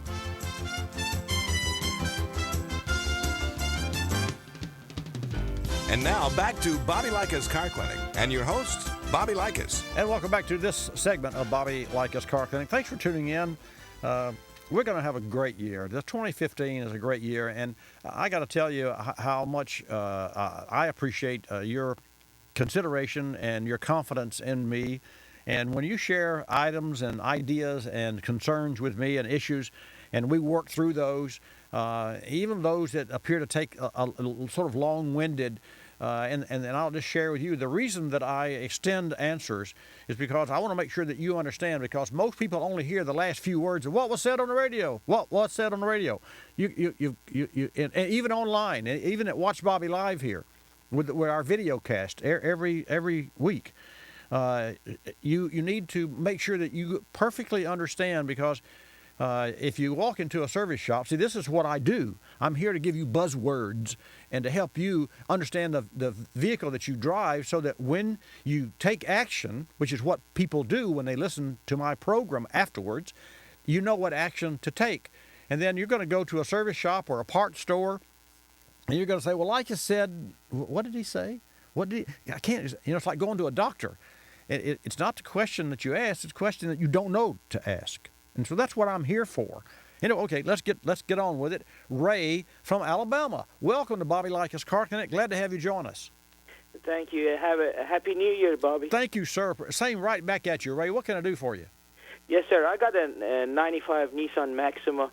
I have 2 small oil leaks, and one is at the rear main seal, and the other one is the oil pan. And okay. What do you recommend? Anything I can pour in the engine to save from the costly, removing the transmission and everything? Well, how bad are the leaks? I mean, and before you answer that, a leak is something that drips on the driveway. A minor leak is a sweat, and it collects dust and dirt, and it's moist, and you can tell that it's leaking, but it's not running down the block. Are you running down the block and or the transmission with oil? Yes, I saw small amount. It drips every once in a while. Okay, well then put a newspaper under it. Yes, sir. That has to be. You have to replace those gaskets to stop that leak. Wow. I mean, if you have a rear main on we've seen this on some Fords. You can put stop leak in there, and what stop leak does, Ray, it contains one of the ingredients, naphthenic oil, and naphtha is solvent, and if you put a rubber part in solvent, it swells up. So you can swell a seal and stop the leak, but 2 weeks from now or 2 months from now, if you put the wrong product that has too much naphthenic oil, that seal will fail because it's softened. And that's what it does. It softens the seal. And that's a real challenge. So in your question, and there are some products on the market, the parts stores shelves are filled with formulas that claim and products that claim to do everything from tune up your car to make it drive smoother, to make to formulas that impregnate the metal. And, years ago I heard that, and I said, well, does that mean that when you put this in the crankcase, it's going to leak through the pan because it impregnates the metal? So, anyway, being a little bit of non-believer there. So I'm really cautious. And with regard to your particular situation, I think you should bite the bullet. If this car is a good car, fix that oil leak, and at the same time find out what other issues might be there. In other words, if you have to pull the transmission to put a rear main, is it standard or automatic? It's automatic. Well, it'd be a great time to replace the fluid in the automatic transmission because you got to pull it out, and it'd be a great time to upgrade the fluid to synthetic, and so you got a vehicle when you're finished. So that's what I would do versus pour and pray. And a gentleman that I hold in high esteem, who's retired now from one of those companies that I talk about, is Dennis Rossum, and he told me. And that company makes pour and praise. He said, the aftermarket's full of pour and praise. I said, what's that? And he said, well, it's where a car owner buys a bottle of something and pours it in the engine or the gas tank and prays that it fixes the problem. In your case, you don't need to pour and pray. You need to take action, and that's fix the seals or gaskets. You got it? Thank you so much. You're welcome so much. Folks, I love it. 888-227-2546 from New York. Mark, welcome to Bobby Likis Car Clinic. Thanks for holding. Yes, Bobby. Yes, sir. My wife has an 04 Jeep Grand Cherokee. Mm-hmm. I've been having problems, bank one sensor one, 02 sensors. And I was just wondering as possibility, maybe I should possibly have the PCM flashed, maybe, or if it might be a catalytic converter issue. Well, if it's a bank one sensor one, it's not a catalytic converter issue because that's a pre-cat sensor. In other words, that's a sensor that's in front of the catalytic converter and doesn't have any idea if the catalytic converter is working properly or not. If it were the sensor, bank one sensor 2, then it would be the post-cat, and that's what those two sensors do on dual cat cars. Is it checks the efficiency of the catalytic converter. So you can scratch the catalytic converter from your mind set. Now, does that mean that if the sensor is reading erroneously, does that mean the sensor is defective or is something upstream? And upstream, just imagine in your mind, upstream means the engine. Downstream means the exhaust. Way downstream is the tailpipe. You got me?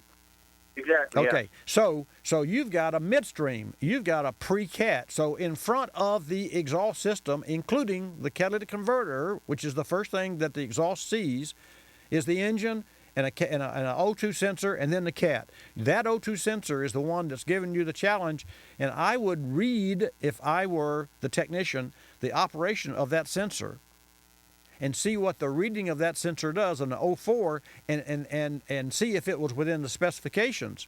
Just because it's reading that it's out of specifications or that particular code has come up doesn't mean that sensor is bad, but it's an indication that the sensor is bad.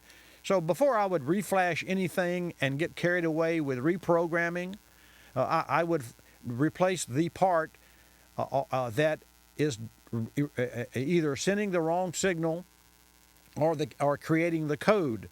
Now, just because that oxygen sensor has failed, if it has failed and is creating a code, doesn't mean that it's not affected by upstream. You could have injector problems. You could have a vacuum leak. And Mark, on a Lexus, we've seen this on a Lexus that had an exhaust. You've got on a lot of engines, you got the exhaust manifold, and then you got a flex pipe, which looks like an aircraft fit a wired stainless steel jacketed exhaust, and that allows seal, but also allows the engine to move around versus the exhaust move around. You understand what I'm saying? It's a connector pipe. I have seen minimum pinhole leaks in the connector pipe that would cause excessive air, and that would cause a problem with the O2 sensor reading. So, and this is on typical of Lexus, and we didn't replace those pipes. We welded them. We welded them because the pipes, I don't know what it was, $500 you could weld it, and for $100 you fix the problem if indeed you can gain access to it and you see where it's leaking. So that's what I would do, and that's what I recommend. Okay. All right, sir. Thanks for your call. Good luck. 888. Really about it because sensor I've had to have put in this Well, thing. exactly. So I'm saying, and that's why I went on with regard to the sensor, that you've got an upstream problem. There's something upstream that's causing that. And if you had a reflash reprogramming problem, it wouldn't be conditioned on one sensor. It would affect more than just one sensor. But here's a bottom line, Mark. Any technician that looks at any car should always go to the OEM site to see if there's an upgrade or reprogramming, reflashing of the onboard computer, because a lot of times there are. Having said that, I think that we can overdo that situation. I think there are many times that we spend too much time on a computer and reflashing and reprogramming when we got a defective injector or a valve spring problem or a camshaft problem that's causing the problem, and ultimately by just the numerous repairs and reprogramming and replacement of different parts, you finally fix it and you say, what really caused that problem? There's the real issue. What really caused this problem?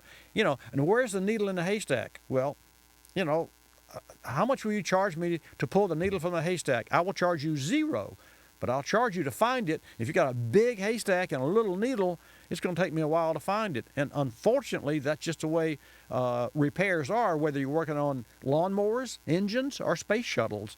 It's a repair that you start with A and you go to B. You don't start with X and come backwards. You start with the top and go down.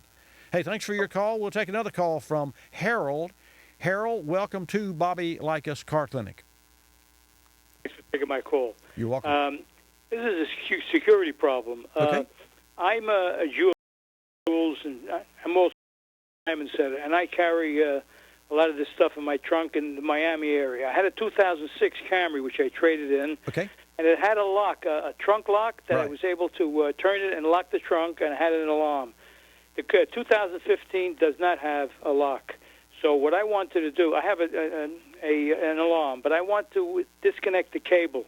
So this way I'm more secure. Now, I was in a motor pool in Korea, so I'm pretty handy.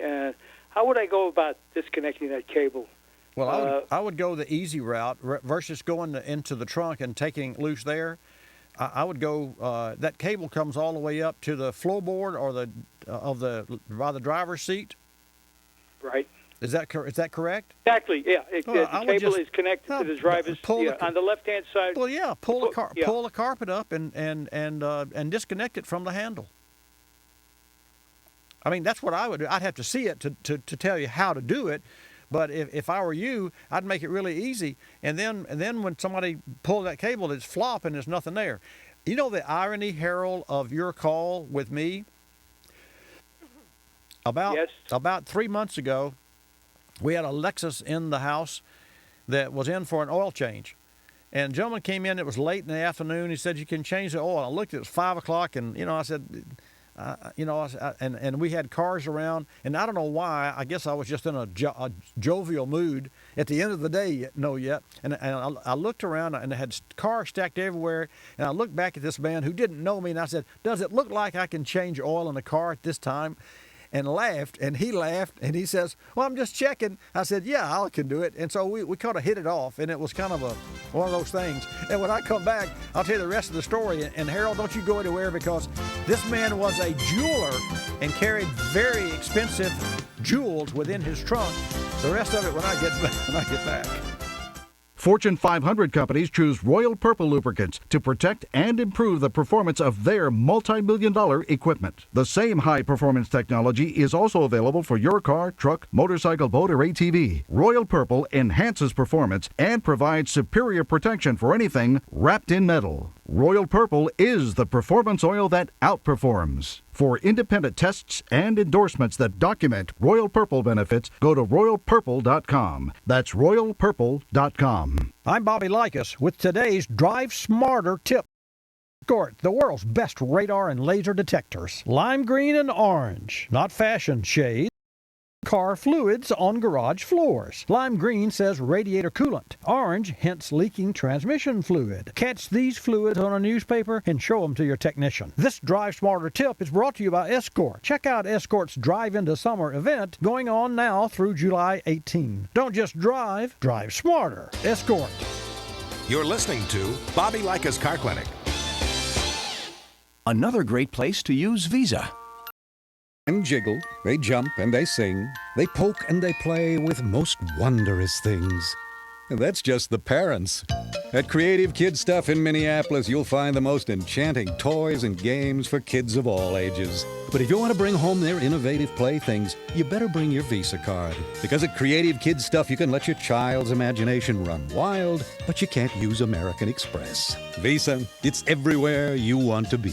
So, how about you and I getting together? I don't know. I have to get up early. Ma, I'm on the phone. Oh, sorry, dear. You live at home? Looking for a home? Click on to Realtor.com and search over 1.3 million current home listings. Plus, you can find useful information on schools, financing, even take virtual tours. And when you're ready, you can click and connect with a realtor. Hello? Are you still there? Yes, dear, I'm right here. Realtor.com. It's the place to start when you start looking for a home. We're a land of cynics. We don't believe anything anymore. You know why? Because we've been told we've won $1 million.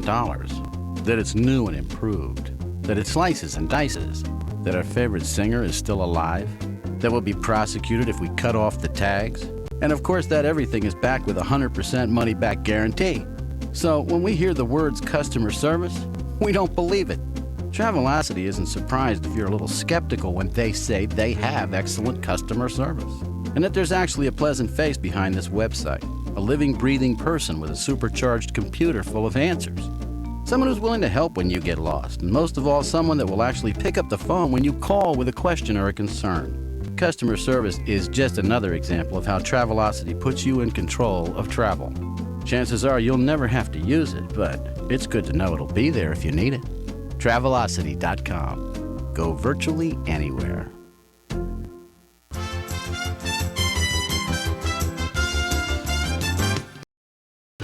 And now back to Bobby Likis Car Clinic and your host, Bobby Likis. And welcome back to this segment of Bobby Likis Car Clinic.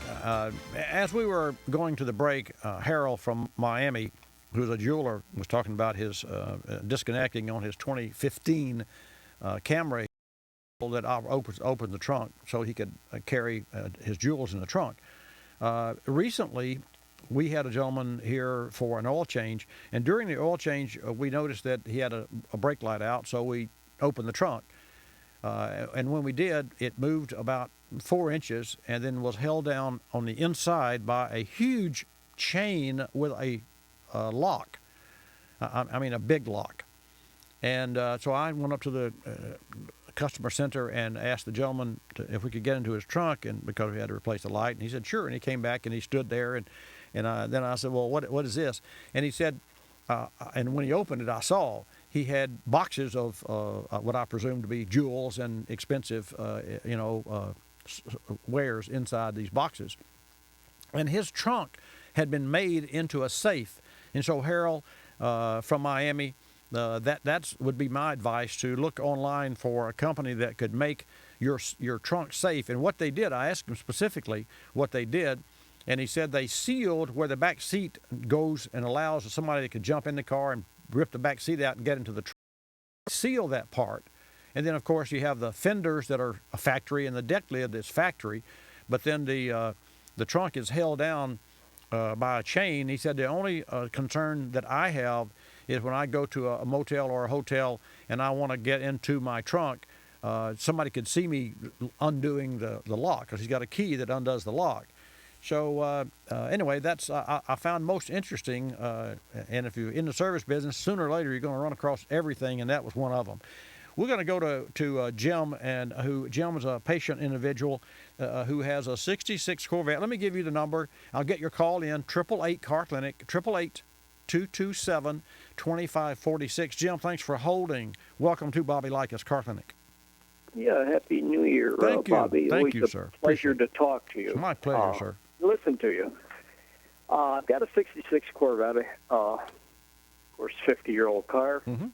You're always talking about motor oils and the older motor oils. Now I guess they took the zinc out of it, and there's people in Hemmings and old cars. They're trying to sell you zinc additive, and I'm wondering why not just cut to the chase and go right to this new synthetic oil. Would that be an idea or not? Well, you must be reading my mind, because Royal Purple HMX is a high mileage oil that has additional zinc and other additives to it that's specifically designed for high mileage. Not that your vet has high mileage, but that's exactly the additives that see when ILSAC, and I won't go into all the ILSAC 5 and specifications, API changed oil specs, but the bottom line in 07, for environmental reasons and supposedly catalytic converter reasons, the manufacturers of oil refineries had to change oils, and the oil wasn't as good for the engine as the older oil was. But the Royal Purple Synthetic HMX is the oil that you need to use in that 50-year-old car, and that's exactly what I'd recommend. And I don't know what weight you use. Probably 10W30 would be perfect.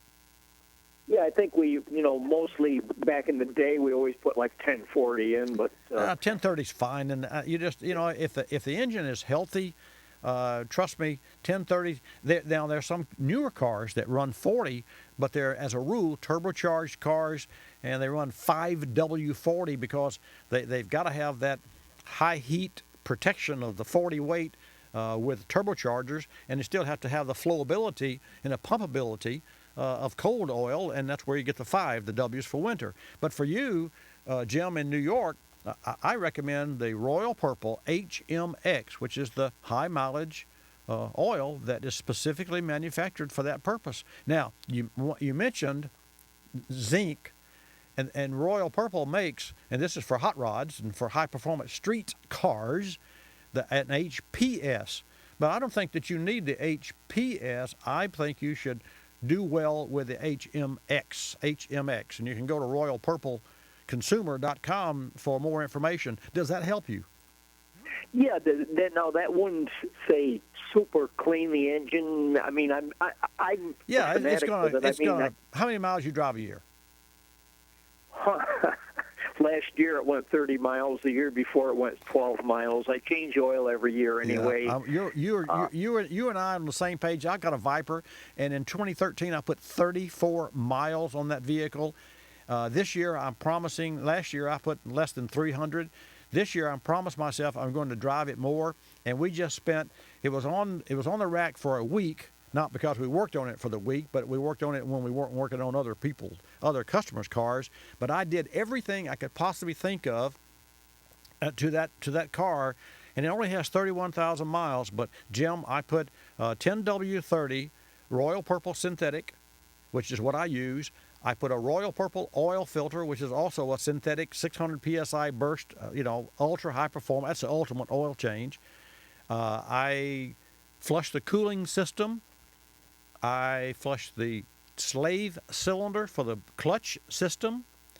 I replaced the spark plugs that weren't. They looked good, but the outside had rust on a couple of them, so I was there. We did cooling system, and I put in 2 new K&N air filters. In fact, I had to go buy another one because K&N had sent me one, but I needed 2 because this car takes 2, and so I bought another one and put new air filters. And I didn't even think that the other filters were the original filters that were in the car were high performance to start with, but I can tell you, I at some point in time I failed to clean them because they were terrible. So the car, and I haven't driven it, but 2.5 miles since we finished it. But I will tell you, I'm ready to drive it because it's got a new set of tires on it, and it's ready to go. For you to do the same thing with your Corvette, replace the fluids. You use the Royal Purple HMX oil and use the standard viscosity and enjoy that car for 2015 because that's why we got it. One more question. The truck, this car has got 47,000 actual miles on it, and I drive it like I say, the mileage, I'm telling you, 30 miles a year. Right. It's in a heated garage. Right, I hear you. Do you think it's really necessary to change oil every year? I mean, every 20 miles? I mean, what's your thoughts on that? I think it's an overkill, and quite candidly, it was October of 13 when its last oil change, and until last week. So that's a year and two months. And the only reason I changed it was because I was doing. I mean, it was beautiful. What came out was beautiful. But the bottom line, it sits, and I crank it rarely. And when I do, unless you drive it up to operating temperature, you allow moisture. All the more reason to use the Royal Purple Synthetic, because on those vehicles that you rarely drive, there's oxidation factor, and oil drains away. And when oil drains away, you can get rust on cylinder walls and what have you. So you and I are guilty of the same thing. How long is enough? And then what is the cost? And how valuable is the vehicle? And therein lies the truth. An annual oil change is good for you. And to that end, Royal Purple pledge that even for folks that drive their regular cars, you can change the oil and filter every 12,000 miles or annually, whichever comes first. But yeah, I'm gonna stick with the annual because my guilt factor won't let me go anymore. If you can live with yours more, you're a better man than I, and I don't think you can do that. Yeah. Okay. Okay. That answer your question? Yeah, I guess so. Yeah. Well, I can't technically tell you need to, because I really don't think technically you need to. But like I said, that was a question, I guess, too. Like no. you say, 20 miles. No, I mean, technically, no, you don't. No, you don't. But does synthetic drain off the cylinders as much as regular oil? I mean, does it adhere better? Well, like you said, if the car sets, I'm a little leery about starting it up. Yeah. Well, I can't answer that question technically, but I know that upon first starts, this is technically answer this. The molecules of synthetic Royal Purple are all size. The initial start, which is where engines wear the most, must have oil that flows quickly so that you minimize any wear. That's going to happen. So when you use synthetic Royal Purple, the molecules being all same size flow faster and more smoothly and more efficiently through the nooks and crannies of the engine. And only after the engine is started does oil start to flow. It's not like our hearts. The heart of an engine is not pumping until the engine's running. And I mean, really, what's wrong with that picture? So the bottom line, while I don't know that oil would stick on a cylinder wall a 6-month period of time any better than conventional oil, I know that when you first fire it, it's going to flow there more quickly, and that's reason enough for me to use it. Does that make sense to you, technically? Yep. And one question. Oh, yeah, there's always one more question. Yeah, well, I got a son and grandson that I changed the grandson's oil for him the last time he was here, and I talked him out of this. It requires 530 in his little Cobalt car. Okay. But they add this thick goop to it, thinking that that's a good idea. Not a good idea. Unnecessary. I say it's not. Unnecessary. 5W30 synthetic is what they should use, and if they're going to add any additive to oil, they should add it to conventional oil. That would be the only reason to add the additive, because conventional oil doesn't have the great properties that synthetic do. So You got it. Thanks for your call. Gosh, we're talking about. Thank you. Cars and oils and classics, and let's go to Virginia. Anthony from Virginia, welcome to Bobby Likis Car Clinic. Yeah, how you doing? I'm fine. How are you doing? I'm doing good. I got a Likis 1997. Okay. And a fuse had blowed out. It was a 15 amp. Yes, sir. And I took I ain't have another 15 amp, so I put a 30 amp in there. And the amp blew out, but I had smelled like a wire smell. But now my air conditioner don't get cold no more. Right. But the heat still works. Well, does a blower motor work for the heater? Yeah, the blower motor works fine. Well, what did not work when the fuse was blown?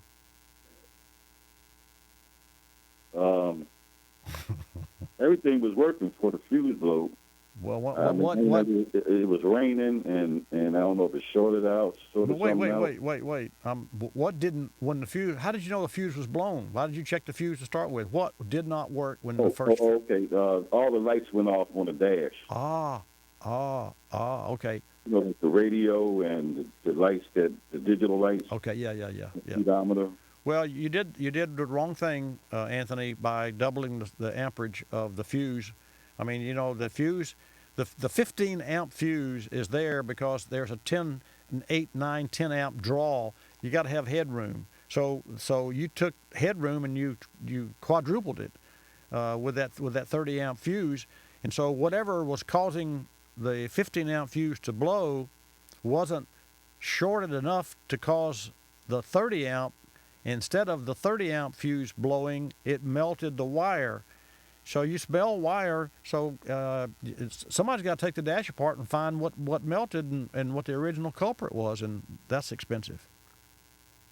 Oh, okay. Yeah. Hey, it's bad news, man, but you know, that's just, you know, you learn, I guess, to learn the hard way, but that's what that fuse was there for, to protect that circuit, and now the circuit's belted to protect the fuse. So it's best to take it to the Ford dealer? Well, you definitely need someone who's familiar and has the wiring diagram. So you can go, as I stated many times, asashop.org, and then ask them if they have a wiring diagram for a 97 Grand Marquis, and if they have an electrician who is familiar with, and they work on wires of underneath dashes, because that's where the real trick comes in. Hey, sorry for your problems, man, but I'm glad you talked to me. Thank you for your help, man. You're welcome. Take care. Take a call from Mike. Mike, welcome to Bobby Likis Car Clinic. Yes, sir. I have a 05 Jeep Liberty. Yes, sir. 3.7 four-wheel drive limited. It's 91,000 miles. Okay. And my issue is that I'll come out to start my car, and after the car started and all the warning lights have gone off, my overdrive light will be on, and the overdrive will be turned off. And when I flip the switch, it goes on and it works normally. And it just probably comes and goes. And I was wondering about your thoughts on that. I would look at the control module, and if that vehicle, as I think, and I have to look at the diagram, that there's an external control module that's located on the outside near the transfer case, I think, and I could be thinking of another vehicle here, but I would clean wires. I look at connectors that were exposed to the elements, and that would be external components. That's where I would go first. Okay. I'm not saying that you should do that, but I'm saying that's what I would recommend the shop do that. Hey, Mike, thank you for your call. I appreciate it. And folks, I want to thank you for tuning in. This was the first edition of Bobby Likis Car Clinic. Just a quick story. There's a company called Zepp Automotive. And years ago, when I first started out, in fact, March the 11th, 1971, I opened Bobby Likis Car Clinic, and a gentleman named Nick was the Zepp representative. And I've been using Zepp products ever since. So I don't even know if where Nick lives today, but I can tell you that Zepp lives in a house, and they make terrific automotive degreasers. They make a lubricating spray, multi-purpose, and they make a throttle plate cleaner. Bottom line, take a look at zeppautomotive.com for all the products of a company that I have years and years and years of experience with in my service shop. Thanks for tuning in today. Happy New Year. Like us, you'll love us. This is Bobby Likis Car Clinic. Bobby Likis Car Clinic is a copyrighted presentation of Car Clinic Productions Incorporated and may not be reproduced or rebroadcast without the express written approval of Car Clinic Productions Incorporated.